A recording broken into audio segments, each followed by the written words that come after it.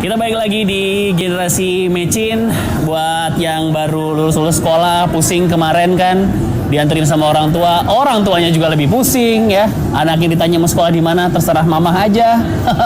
Mamahnya ngantri-ngantri, nggak keterima karena jarak dari rumah sekolahnya jauh. Nah, ini yang kita lagi bahas nih. Sistem PPDB yang sudah diterapkan masuk tahun ketiga. Tujuannya sih baik untuk pemerataan kualitas sekolah. Nah, sampai tahun ketiga masalahnya udah kelihatan belum hasilnya? Saya mau nanya Pak Toto nih, selaku pengatur pendidikan. Pak, tahun ketiga, tujuan pemerataan kualitas tuh udah ada hasilnya atau masih sama yang itu-itu aja yang nilainya bagus, Pak? Jadi sebenarnya udah bukan rahasia lagi. Mutu itu tidak merata. Mutu tidak merata?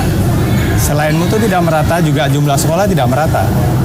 Belum semua kecamatan punya SMA. SMP. Ini kita ngomongin Indonesia atau Indonesia? Saya bilang Indonesia. Kalau kita ngomongin Jakarta dulu ya. Kalau Jakarta sudah cukup belum? Jakarta sudah cukup, tapi ada beberapa sekolah ngumpul, ada beberapa daerah yang nggak ada sekolahnya. Nah ini mau ini saya, Jakarta, ya, ini bahkan Jakarta saya mau ke topik berikutnya yang dibilang Pak Najamuddin tadi. Asumsi zonasi itu yang salah adalah akses dan mutu itu sudah sama. Itu yang dasar asumsi dulu. Jadi kalau itu sudah sama nggak ada masalah mau disonasi. Sekarang saya ambil contoh Pak Najamuddin tadi. Misalnya ada sekolah yang 10 km jaraknya dari si anak didik. Zaman dulu masih dia daftar, sekarang udah nggak bisa. Terus dia sekolah di mana? Nah, jadi ini yang perlu dipikirkan. Jadi jumlah sekolah, jumlah guru ini dari segi mutunya juga nggak merata. Sehingga semangatnya adalah zonasi diratakan.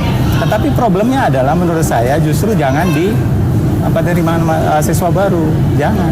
Jadi ide pertama melontarkan sentralisasi pengaturan kebijakan guru dari Ibu Unifa, bukan saya Pak. Ini sudah ada ya. Tapi itu tetap susah ya, sulit untuk diimplementasikan ya. Nah soal tadi yang tanggung jawab daerah tadi ya, otonomi daerah justru. Mungkin Pak Tanjung bisa lihat. Justru daerah-daerah yang melaksanakan 100% Permendikbud justru yang masalah. Jadi mereka nggak salah, mereka justru menjalankan malah masalah gitu. Jadi seharusnya Kemendikbud membantu. Ini saya sudah menjalankan Permen kok, kok malah masalah, kok malah saya disalahkan lagi. Otonomi nggak bisa. Saya mau minta tanggapannya dari Pak Najamuddin. Saya kira memang ini kasuistik. Kita tidak bisa mengeneralisir ini semuanya. Saya tahan dulu Pak karena kita udah dianterin makanan nih. Betapapun silakan. Betapapun kita memang harus kita elaborasi. Tadi sentralisasi guru itu adalah aspirasi dari PGRI, ketua umumnya. Tetapi dari kebijakan Mendikbud belum berbicara tentang sentralisasi guru. Tapi saya tadi mengatakan memang beberapa contoh-contoh negara federal yang otonominya lebih full ketimbang kita, otonomi daerah, itu justru sektor pendidikannya dikomando oleh pusat. Dikomando oleh pemerintah federalnya. Nah, saya katakan karena ini sangat penting, maka memang sektor pendidikan diposisikan sama dengan sentralisasi Kementerian Agama. Saya sependapat dengan Mas Toto. Ya memang keuangan kita yang belum mampu mengakomodir semuanya ini, APBD, APBN, APBD. Betul, ada beberapa kabupaten kota yang sudah melakukan Permendikbud dan tidak ada masalah. Nah, barusan juga kami baca Gubernur Kalimantan Barat, Pak Sutarmiji, menolak zonasi ini. Karena ya seperti itu tadi, keinginan anak dan orang tuanya padu di situ. Silakan Pak. Silakan Pak.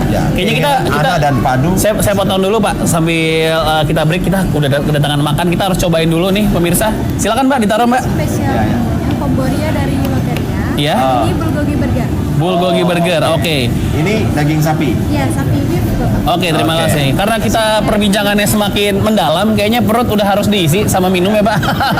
Ini kita sambil nongkrong-nongkrong di Loteria, persisnya di Kalibata City, lantai 1. Jadi buat generasi milenial yang halal ya? Halal, Pak. Halal. Halalan Toiban. Halal Toiban. Oke. Jadi buat pemirsa generasi Mecin yang suka K-pop, Korea bisa nongkrong di sini ya.